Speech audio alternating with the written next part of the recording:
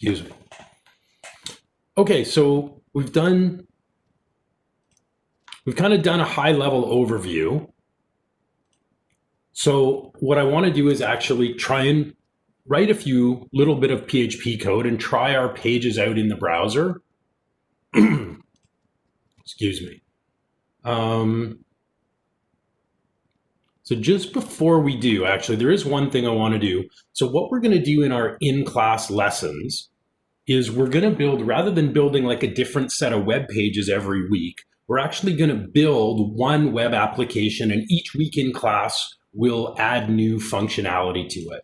So I can actually show you, like from last winter, here's what we built in class.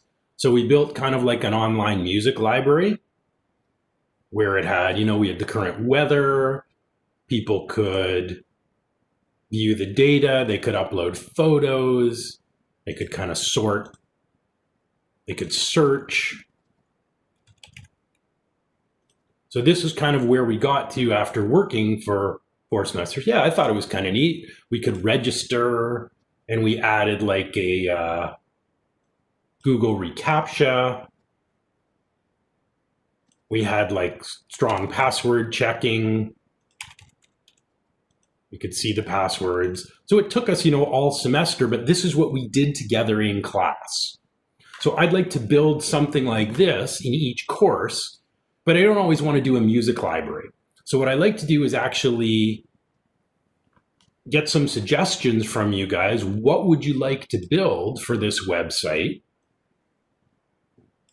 In my other sections, I also have a section of this class on Tuesdays for my Lakehead section. So we decided we were going to build a grocery list. So you could record items and then, pull it up on your phone in the grocery store and see what you had to buy. But I'm open for suggestions. I like in every class. I'm going to put up a quick poll. So what would you like to build? What are you interested in having as the little subject of our in-class application? So if you want to make some suggestions in the chat, I'll put these options in a poll and we can vote. Could we just build a site that lets you upload pictures of pets? Okay, so we could do pets and it would include photos. Okay, so that would be one option.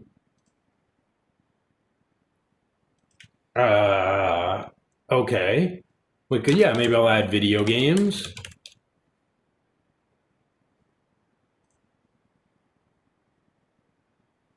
Okay, movie reviews. Yeah, that's a cool idea. Maybe one or two, any other suggestions? We'll take a vote in a minute. I'll enable the poll, and whatever topic gets the most votes is what we'll build.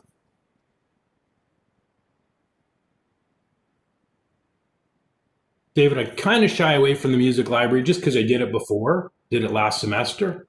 Candy store area, that's a cool idea. Never done that one before. Great idea. And we'll kind of do this each semester. We'll build a project like this. Yeah. Colton, funny you mentioned that. That's actually what we did last semester in my server-side scripting class, the web section. That's what we did. Or no, one of my programmer sections. They wanted I got you, David. They wanted a clothing store, so that's what we did. I'm reading the chat, so that should be clothing. Okay, so here's our poll. Okay, so I'm going to activate the poll. I'll put the link in the chat. So let's go here.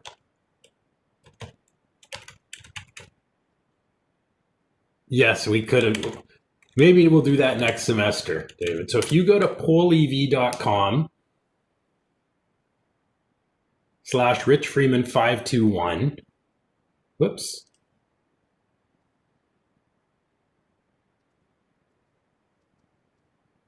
Should be able to vote.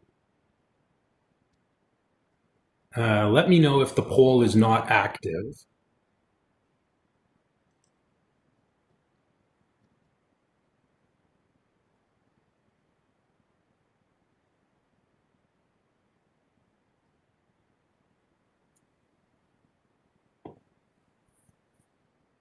All right. So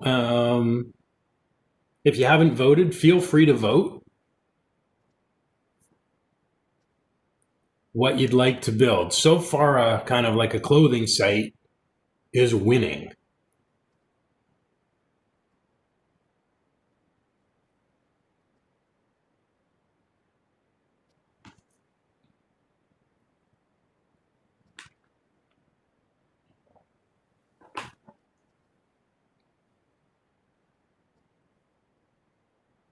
And yeah, I had a video game site in my other class, one of my other sections as well, last semester.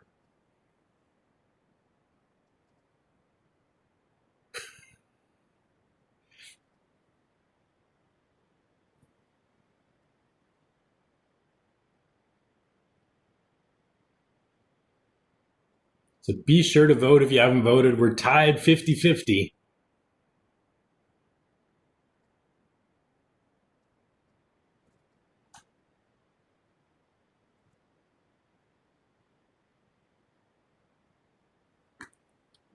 Okay, so it looks like our clothing store has gotten the most votes.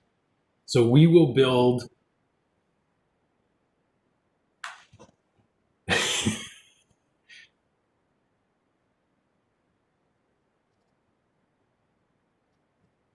okay, I don't want to have to cast the tie-breaking vote, but I might have to.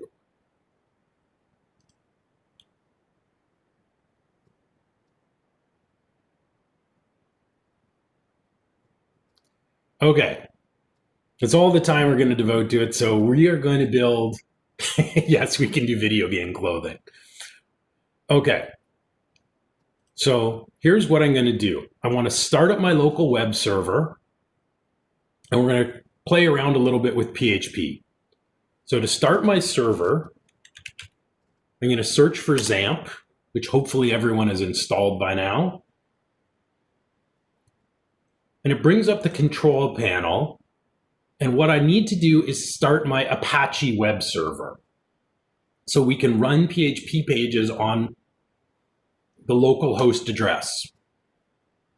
So I'm going to click the start button beside Apache. It's going to turn green.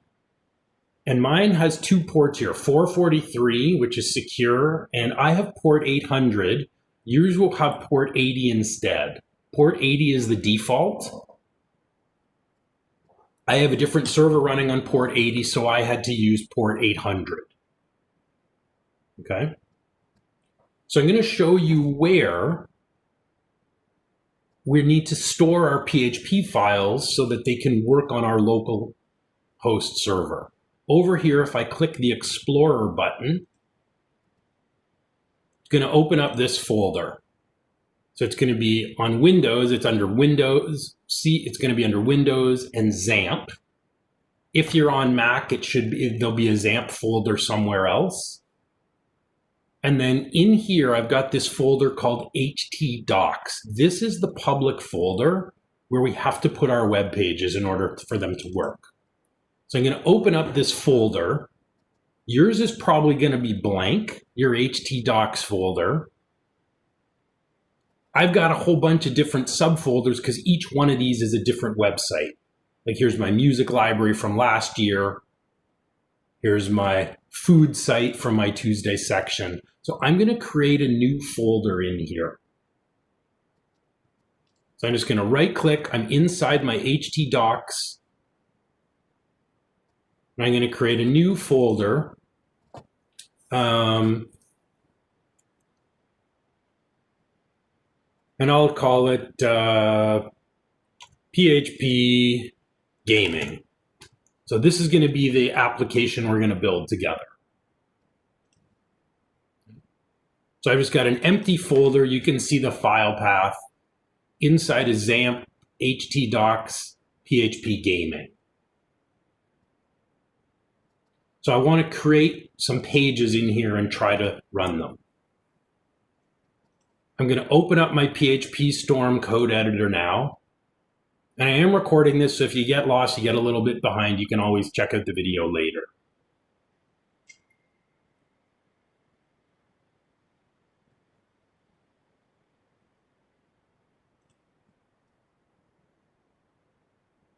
So I'm going to open up my PHP gaming folder. Oh, excuse me. But is Visual Studio Code an alternative?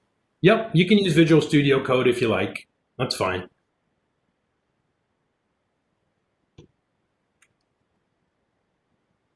Where did my PHP storm go? Doesn't want to open. I think it's stuck. I'm going to close it and reopen it. Yep, you have to click Start beside Apache in XAMPP.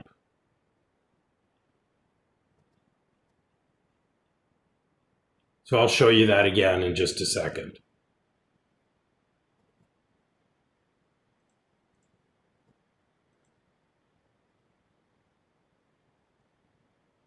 Okay, Hannah, what does the error say when you try to start it?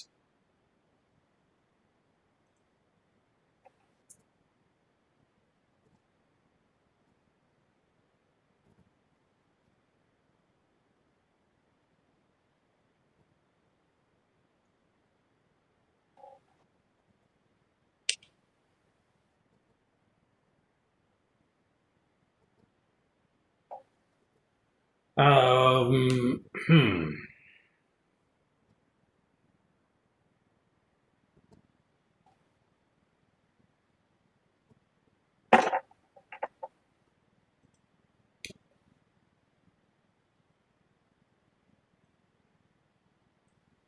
Okay, Hannah, I'll have to think about what we do about that. I may have to help you fix that in a bit.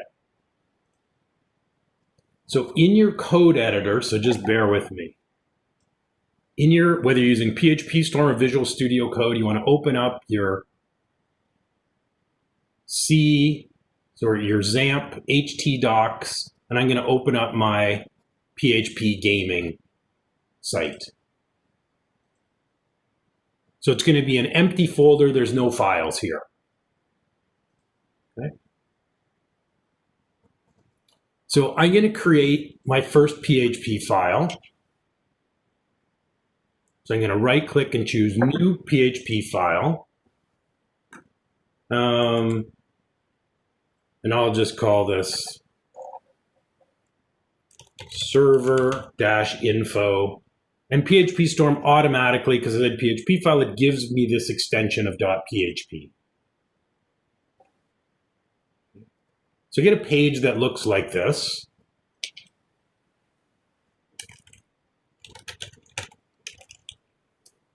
I'll just change my title to say first PHP page. You may not have all of this HTML, but I will give it to you.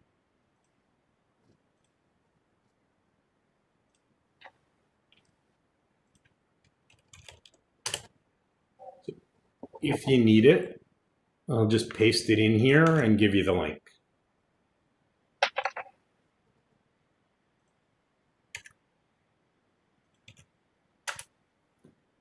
So the link is in the chat.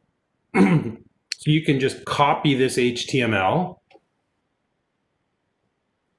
from paste bin, and you can dump it in here.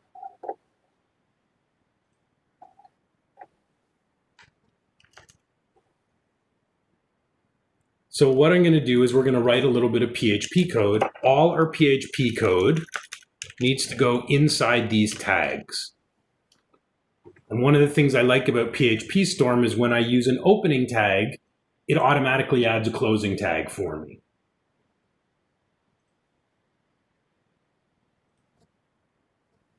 So in here, we just want to print a message to the screen using PHP. PHP doesn't have a print command. Does, but it's got a different command for displaying content on the page. That command is the echo command. And again, this is why I like PHP Storm. It gives me these code prompts. So I'll say echo, this is our first PHP page. And I need to end my statement with a semicolon just like I would in Java.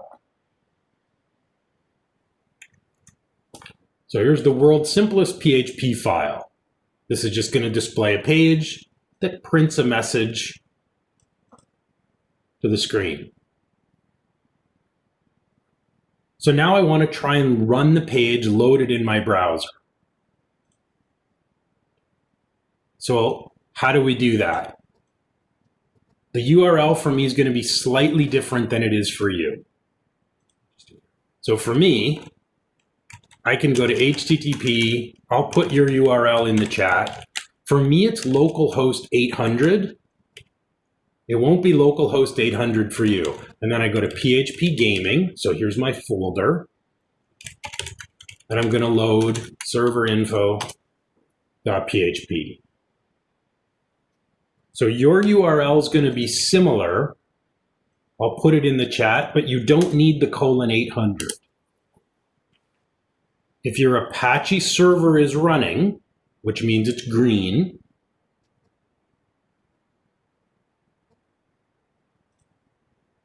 and you've created inside of htdocs, you've created the PHP gaming folder, and then inside of here you should have your PHP page. And then you can run it at the URL I've put in the chat, and the PHP code should be displayed.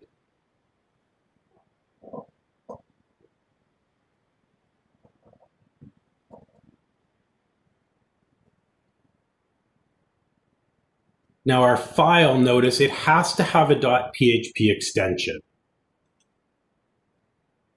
I'll show you the importance of this in a minute.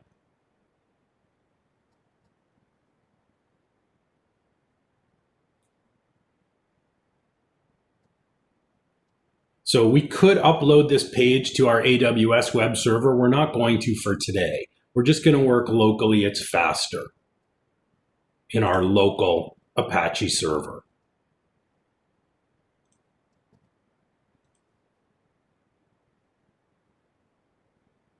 So I'm going to show you the importance of having all our files having the PHP extension.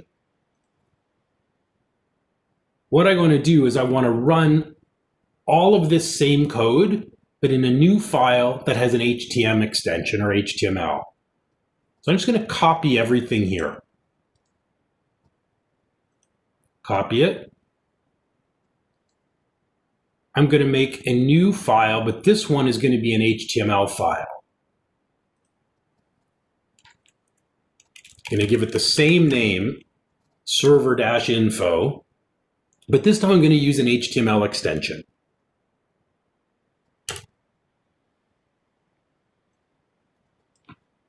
I'm going to delete everything here, and then I'm going to copy all the code from our PHP version into the HTML version and save it. So I have two identical files.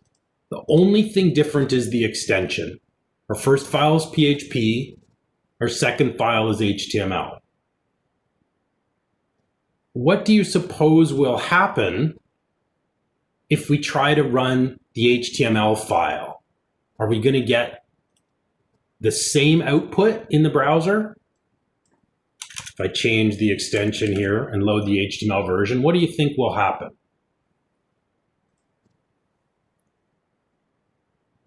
Okay, so David thinks the PHP won't run. Any other predictions? It's a good guess, David. Anybody else have a thought what will happen if we load this page, but we load the HTML version?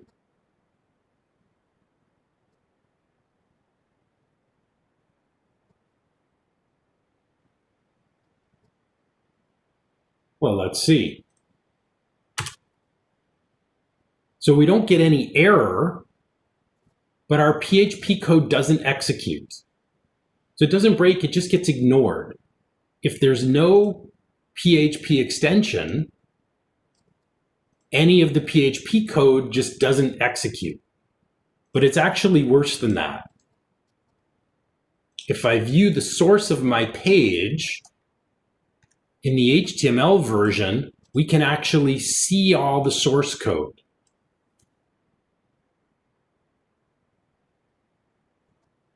In my PHP version, notice we don't see the PHP tags and the source code.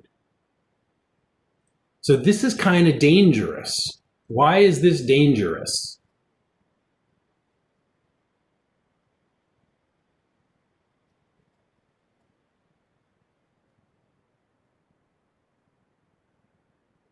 So not only did our PHP code not work, but the source code is visible in the source.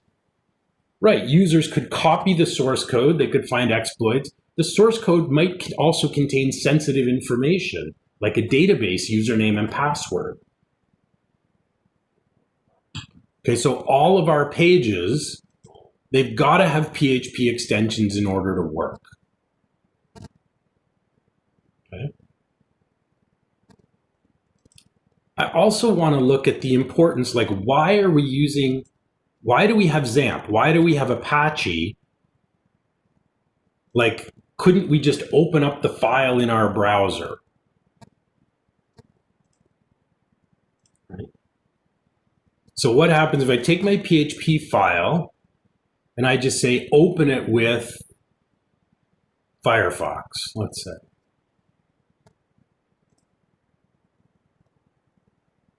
If I open it with Firefox, so notice I'm opening it from a file path. Here I open it from the web server. The page is served from the web server. But here I'm just opening it from my file. And you'll notice, again, the PHP code doesn't execute in this case. And again, our code is being sent to the browser, which isn't safe. So calling our file, this will work with an HTML page, but PHP files, you can't just open them from the file path. They must be served by a web server in order for the code to run. Okay, so the code lives and executes and is interpreted by our web server. So this is why every time we work with PHP, we need to use our Apache web server, because our PHP code doesn't execute otherwise. The HTML files can't execute it, and the browser can't execute it. This is why it's called server-side scripting, because this code has to be interpreted and executed by a web server that understands PHP.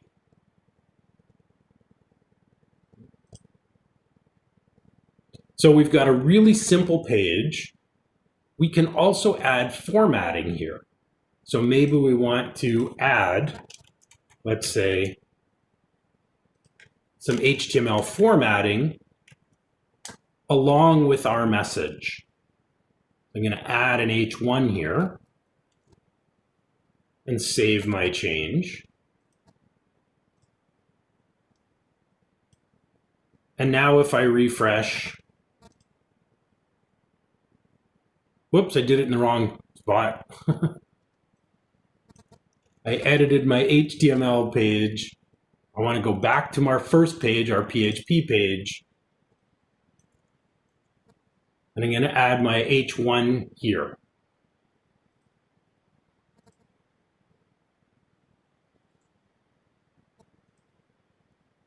So now we've got H1 tags, but we don't see the PHP code. We don't see the echo command. We don't see the tags. That code stays on the server where it's secure.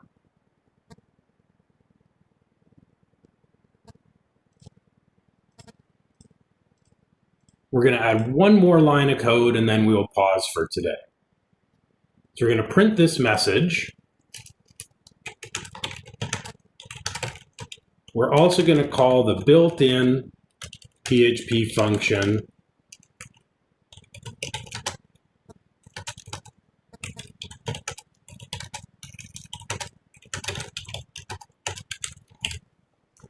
So just like in Java, we can do comments, single line comments with 2 slashes. So I'm going to call the PHP info method.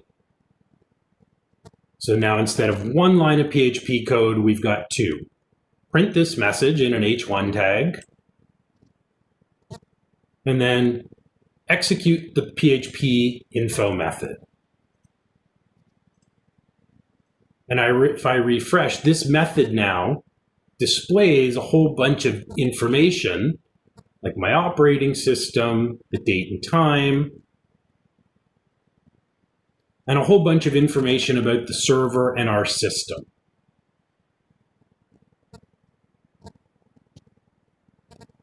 So this one little function outputs all this stuff. What's our IP address, what port, what's our file path,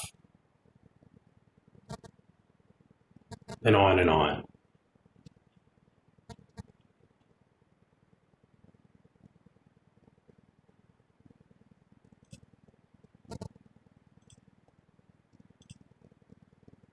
Okay, so this is all the code we're going to do today. We just want to try and get PHP running and write one really simple page for this week.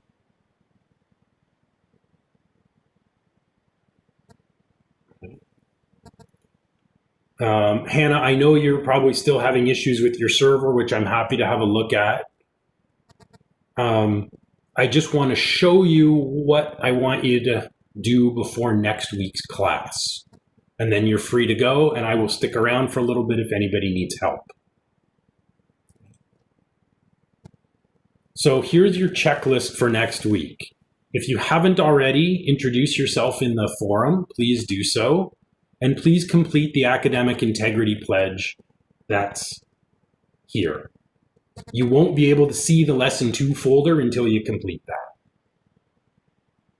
Okay. Most of you have already participated in the research activity we did in groups. Make sure you install the software and try to get your first PHP page running on your local server. So you'll have to start your server, your Apache server, and save it into XAMPP htdocs, and you should put it in a new folder called PHP game. And lastly, in the lesson 2 folder, there's a 5-question multiple choice quiz about some of the things we learned today about PHP. It's worth about 1% of your final mark. You have until next Tuesday at 5 o'clock to do these things. Okay, so you have a week to do what's just really shouldn't be more than a few minutes worth of work. Are there any questions from anybody before we break for the week?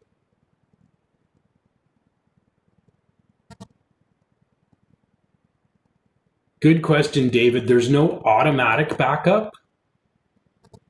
So yeah, you would have to do your own backing up. Ultimately, the other way to back up, what you're going to do is you back up to GitHub. That's one of the other advantages of using Git and GitHub is I use it as an online archive. So if I lose my computer or it's damaged, I make sure whenever I'm working on a project, when I'm done working for the day, I push a new copy to GitHub. That way, if my computer breaks, I can download everything from GitHub. I haven't lost my files. So that's what I will encourage you to do. And we'll learn that in the next few weeks. Great question.